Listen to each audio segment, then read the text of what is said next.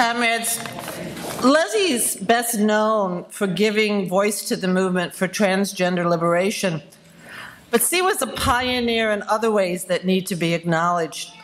In particular, raising awareness of the need for solidarity between the LGBTQ movement and those fighting racism and imperialist wars.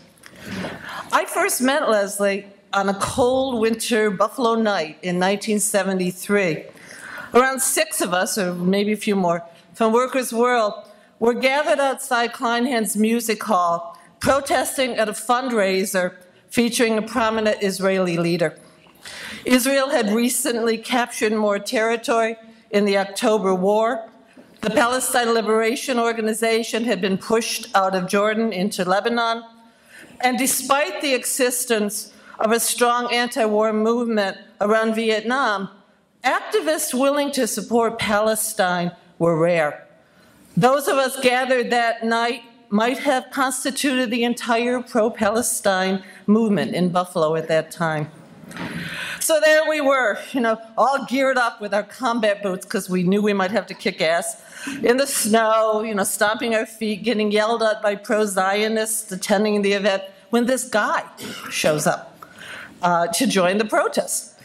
At the time, Leslie was taking hormones and was in full beard, and it was years before anybody talked about Leslie's writings, whether inspired the transgender movement. So that was pretty much the farthest thing from our mind.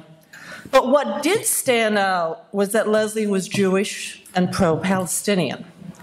Long before there were organizations of anti-Zionist Jewish activists willing to take a stand against the oppression of the people of Palestine being carried out in their name.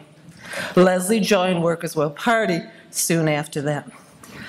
In the spring of 2002, Leslie gave a speech at the Al Fatiha International Retreat in Washington, D.C., under the theme, Creating an International Progressive LGBT Movement. I want to end my remarks with a few of her comments at that event, still relevant 13 years later. And quote, "I am a lesbian and transgender. I am a working-class secular Jewish activist.